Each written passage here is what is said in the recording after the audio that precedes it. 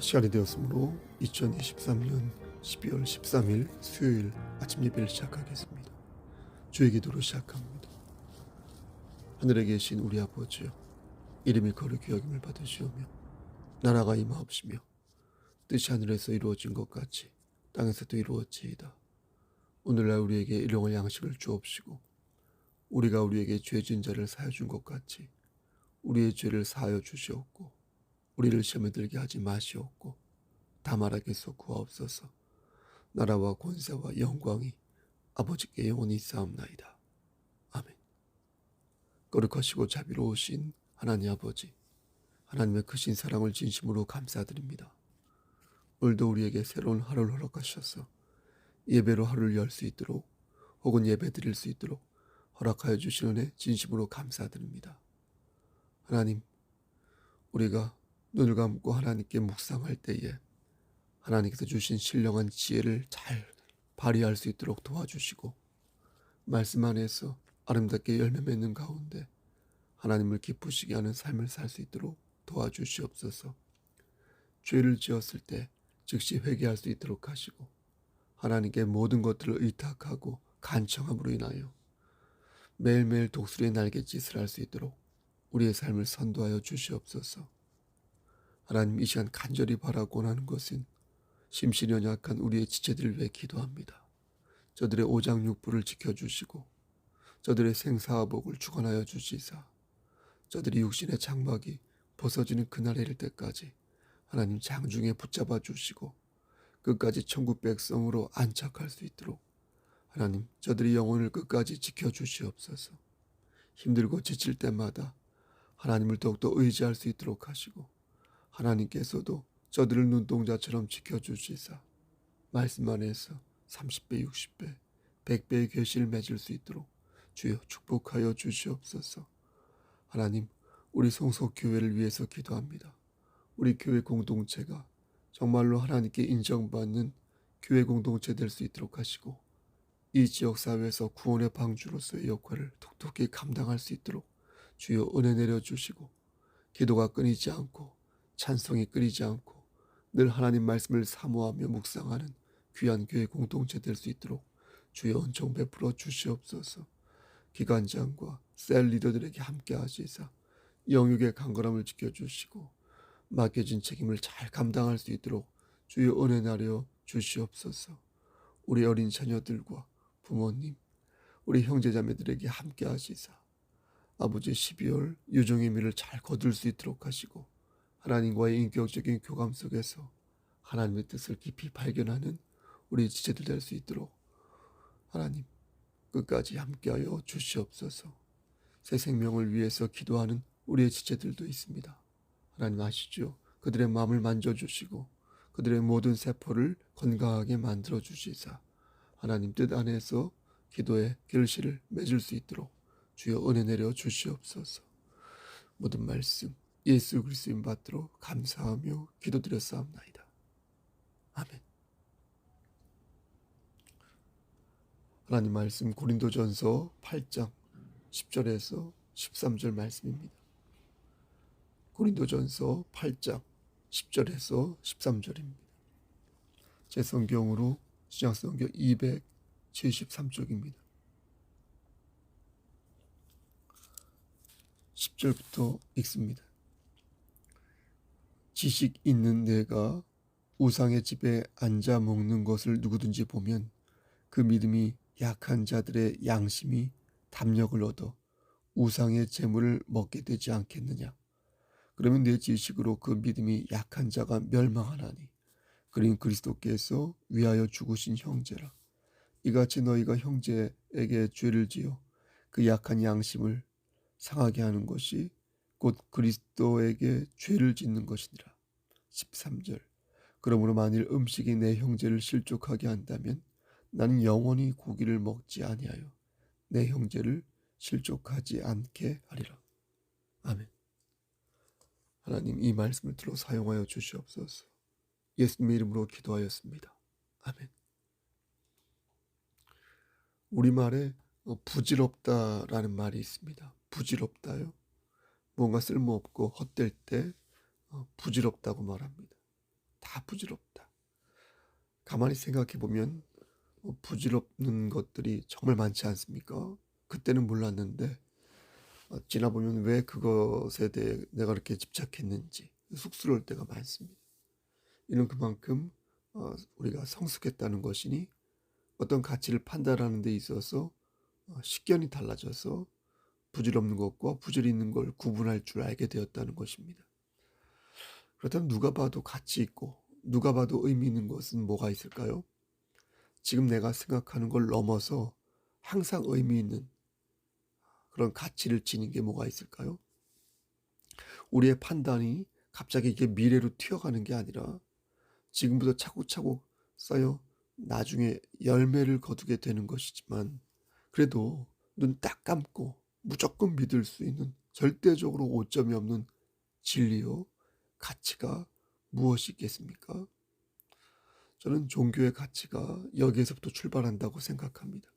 그가 하나님을 믿든 혹은 마귀를 숭배하든 인간은 근본적으로 영적인 존재여서 영적인 것에 영향을 받게 되어 있습니다. 로마서 1장 20절 말씀 보면 이에 대한 명확한 증거의 말씀이 나오는데요.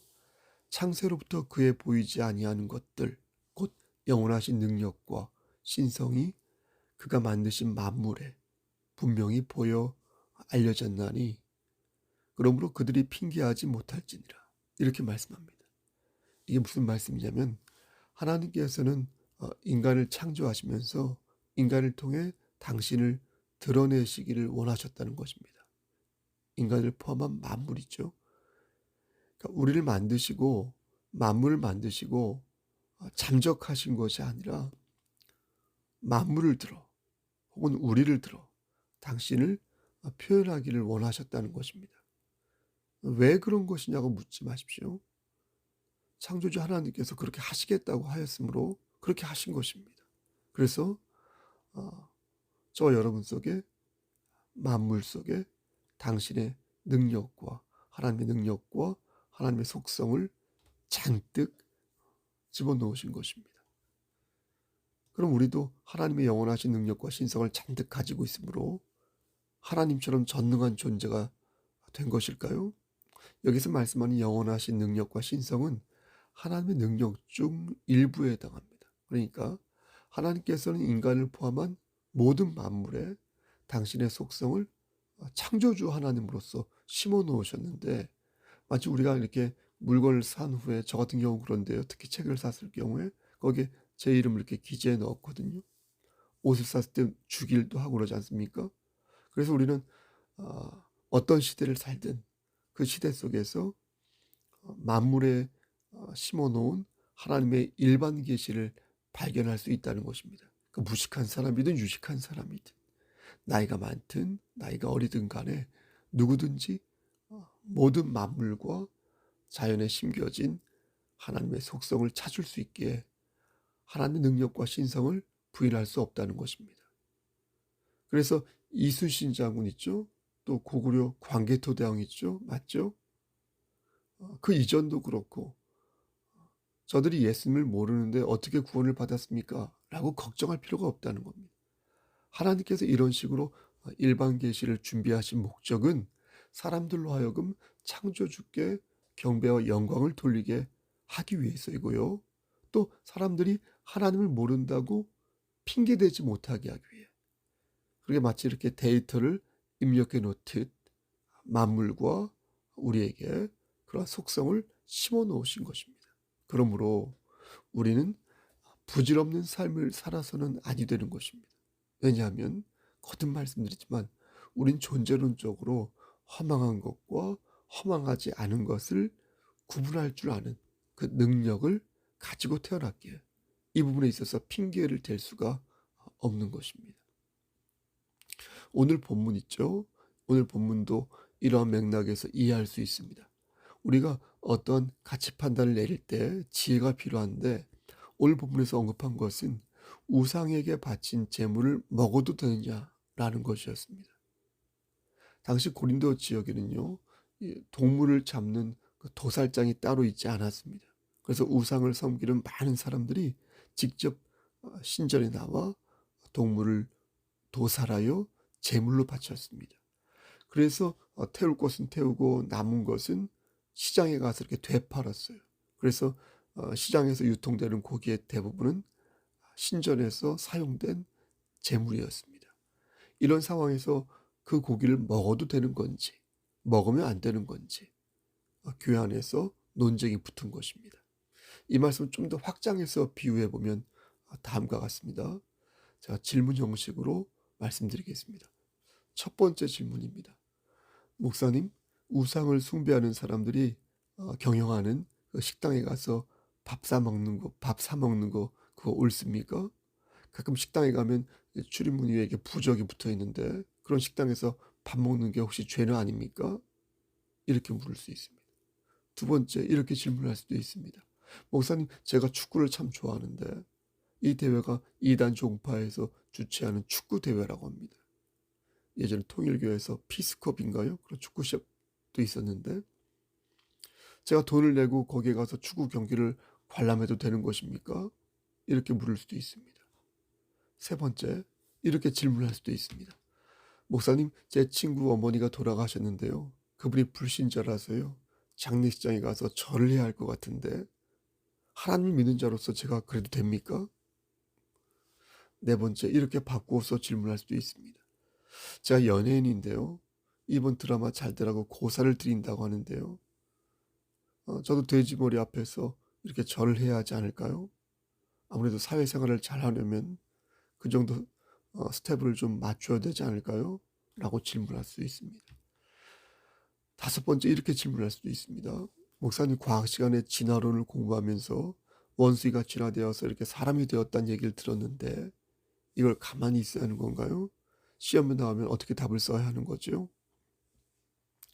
여섯 번째, 이런 질문을 할 수도 있습니다. 목사님, 제 친구가 독실한 보살 아들인데요. 이 친구 인품이 너무나 좋아서요. 오히려 교회 다니는 친구들보다 정말로 배울 게 많은데 제가 이 친구를 계속 베스트 프렌드로 정말 좋은 친구로 생각해도 되는 것일까요? 이 외에도 아마 여러 질문을 이렇게 파생하여 던질 수 있을 것입니다. 여러분 어떻습니까? 오늘 본문에 입각해서 이 질문에 답할 때 어떻게 답하는 것이 성경적인 답이겠습니까? 만약 이 질문을 사도 바울이 받았다면 뭐라고 답을 하였을까요? 이렇게 답하였을 것입니다. 보십시오. 예수 그리스도라는 원칙을 가지되 상대의 마음을 사랑과 덕으로 살피십시오. 한 번 더요. 예수 그리스도라는 원칙을 가지되 상대의 마음을 사랑과 덕으로 살피십시오. 당시 예수를 구주로 영접한 사람들은 크게 두 패로 갈려져 있었습니다. 하나는 유대인이었다가 기독교인이 된 사람들이고요.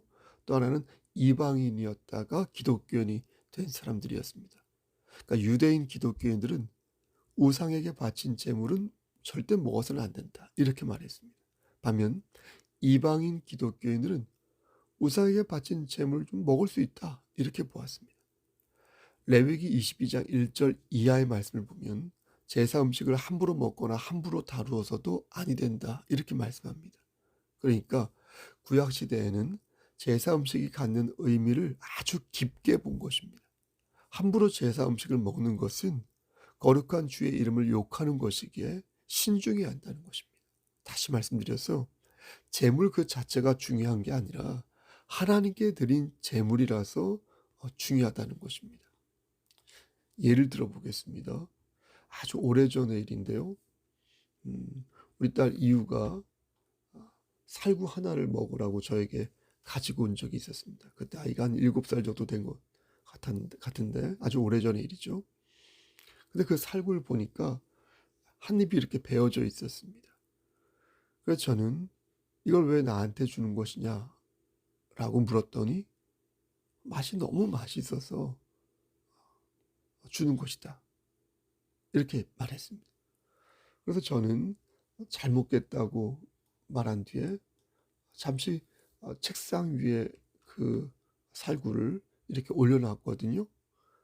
그런데 그 막간에 안 식구가 그걸 보았나 봅니다. 그 날파리가 낀다면서 그 살구를 음식물 쓰레기통에 버린 것입니다.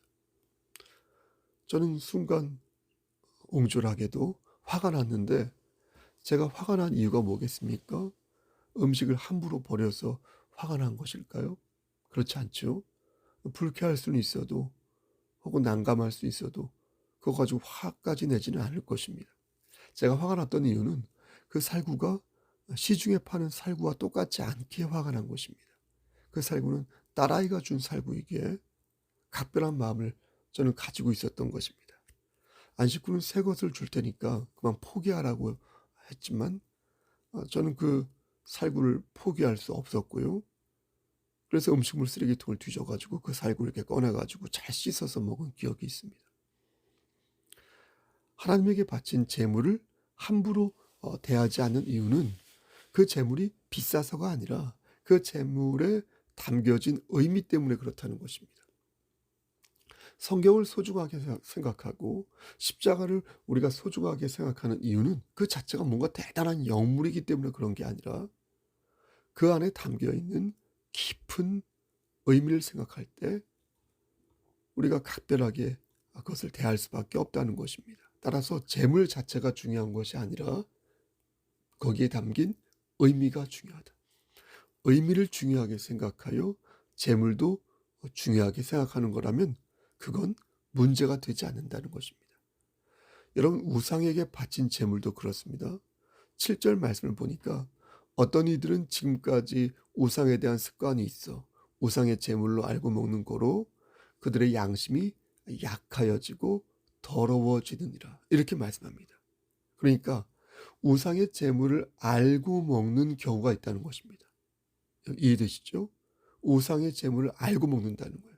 그러니까 마귀에게 바친 재물이라고 해서 음식 자체가 달라집니까? 안 달라져요. 성분이 바뀌지 않습니다. 하지만 그 음식 속에 들어있는 의미를 알고 그것을 먹는 거라면 그건 죄가 된다는 것입니다. 음식은 음식일 뿐이야 라고 생각해서 먹는 거라면 문제가 없지만, 이 안에 혹은 그 안에 어떤 것이 들어있어서 마치 이 음식을 먹으면 내 눈이 밝아질 거라고 생각하며 마귀에게 바친 재물을 먹으면 그것은 심각한 죄가 된다는 것입니다. 여러분, 중요한 것은 무엇입니까? 그 안에 담긴 의미라는 것입니다. 하나님께 바치는 재물은요, 하나님께 의미를 주면 되는 것이고요. 우상에게 바친 재물은요, 우상이라는 의미를 생각하지 않은 채 먹으면 되는 것입니다.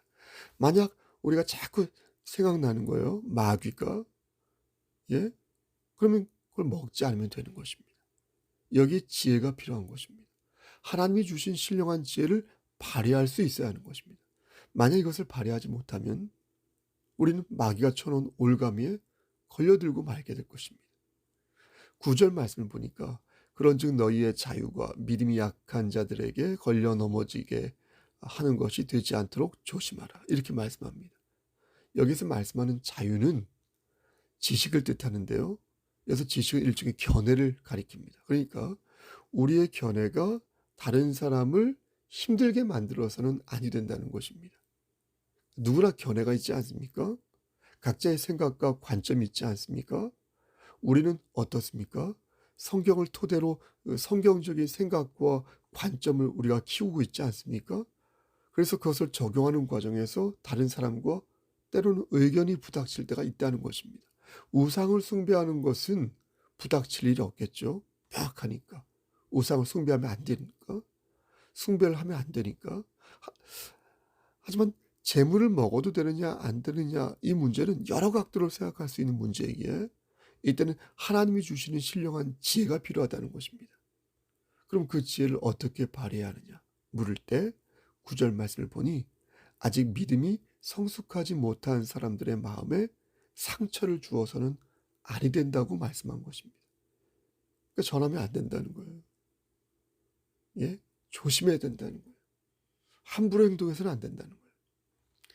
이어서 어떻게 말씀합니까? 10절에서 지식 있는 네가 우상의 집에 앉아 먹는 것을 누구든지 보면 그 믿음이 약한 자들의 양심이 담력을 얻어 우상의 재물을 먹게 되지 않겠느냐. 그리고 13절에서 그러므로 만일 음식이 내 형제를 실족하게 한다면 나는 영원히 고기를 먹지 아니하여 내 형제를 실족하지 않게 하리라. 여러분 뭐라고 말씀합니까? 내가 고사드리는데 함께 참여하면 저 사람 장로라고 알고 있는데, 저 사람 집사라 권사라고 알고 있는데, 저 사람 교회 다니는 걸로 알고 있는데 실족한다는 것입니다. 혹은 양심이 담력을 얻어서 똑같이 그도 죄를 짓게 된다는 것입니다. 혹은 성도를 성도로 보지 않는다는 것입니다. 성숙하지 못한 사람의 마음을 살펴야 된다는 거예요. 그들과 맞추어 여러분 죄를 지으란 말이 아니라 원칙을 지키되 형제의 양심에 상처를 입히지 않도록 주의하라는 것입니다. 바울은 그것을 뭐라고 표현하고 있냐면 13절에서 내 형제를 실족하지 않게 하라 이렇게 표현한 것입니다. 여러분 실족이란 말 그대로 걸려 넘어지는 것을 말하지 않습니까? 실족. 그러니까 그 일로 인해서 형제를 넘어뜨리지 말라는 것입니다. 이 실족이란 단어가 헬라어로는요 스칸달론이라고 하는데요. 우리가 많이 들어본 스캔들 있죠? 여기서 나온 단어가 되겠습니다. 그러니까 괜히 그 일로 인해서 무리를 일으키지 말라는 것입니다. 바울은 그 스칸달론을 방지하기 위해서 먹던 고기까지 내가 안 먹을 수 있다 이렇게 말한 것입니다. 사실 그 형제만 살릴 수 있다면 그까지 고기 안 먹으면 어떻습니까? 중요한 것은 무엇입니까? 형제를 살리는 데 있다는 것입니다. 그러니 하나님께서 주시는 신령한 지혜를 잘 사용하여 그들을 넘어뜨리기보다 바로 세워주라는 것입니다. 형제들의 양심에 담력을 주어 저들로 하여금 죄를 짓게 하지 말고 저들이 믿음 안에서 바로 서도록 도우라는 것입니다. 형제들의 양심에 담력을 준다는 말이 이 담력이 임볼든이라고 해서 대담하게 만든다는 것입니다. 그러니까 죄에 대해서 용기를 준다는 것입니다. 거리낌 없이 죄를 짓게 한다는 것입니다. 그렇게 하지 말고 형제를 하나님 말씀 안에서 바로 세우도록 주의하고 조심하라는 것입니다. 말씀 마칩니다. 여러분, 우린 누구입니까? 우리는 성도입니다. 성도. 성도는 그리스도의 가르침을 따르는 사람을 성도라고 말하지 않습니까? 그리스도의 가르침은 결국 사랑에 있습니다. 우리의 영혼을 살리기 위해 독생자 예수께서 십자가에 달려 돌아가신 것처럼 우리도 그 사랑을 내 형제에게 전해야 할 의무가 있는 것입니다. 그런데 많은 교회가 그것을 실천하고 있지 않습니다. 성도가 아닌 형국에 이르고 말았습니다. 그럼 우리는 어떠한가요? 혹시 나는 내 형제를 일으켜 세우기보다 넘어뜨리는 일을 하고 있지는 아니한가요? 혹시 나는 내 형제의 양심에 담력을 주어서 저들로 하여금 죄를 짓게 하고 있지는 아니한가요? 혹시 나는 부질없는 것에 집착하여 후회할 일들을 이렇게 쌓아놓고 지금도 그 일을 하고 있지는 아니한가요? 사랑하는 송석교회 성도 여러분, 신앙의 본질을 생각하여 그리스도의 사랑을 실천하는 여러분 되시기를 소원합니다. 예수 그리스도가 우리의 구세주라는 원칙을 지키되 신령한 지혜로 우리의 형제를 일으켜 세우는 지혜롭고 넉넉한 마음을 가지시기를 바라겠습니다. 여러분, 하나님의 지식은 완전하지만 우리의 지식은 늘 부족합니다. 서로를 존중하고 배려하고 사랑하는 가운데 하나님께서 주신 복음을 담대히 전하며 여러분들이 서 있는 그 자리에서 예수 그리스도의 향기를 바라는 그러한 삶을 오늘도 사시기를 우리를 죄에서 구속하여 주신 주 예수 그리스도의 받들어 간절히 축원합니다. 아멘. 이제는 우리를 죄에서 구속하여 주신 우리 구주 예수 그리스도의 은혜와 아버지 하나님의 만극하신 그 사랑하심과 성령 하나님의 교통하시고 인도하시는 모든 역사하심이 하나님 말씀 안에서 우리에게 심어주신 신령한 지혜로 하나님을 기쁘시게 하는 삶을 살기를 소원하는 여기 모인 성도와 그들의 가정과 이 제단과 이 나라 위에 하나님의 사랑하심이 세세토록 함께 계실지어다. 아멘. 예배를 마쳤습니다. 오늘은 말씀드린 것처럼 수요일입니다. 수요일 7시 반에는 수요 예배가 있습니다. 여러분 오늘 하루도 주 안에서 승리하시기를 소원합니다. 샬롬.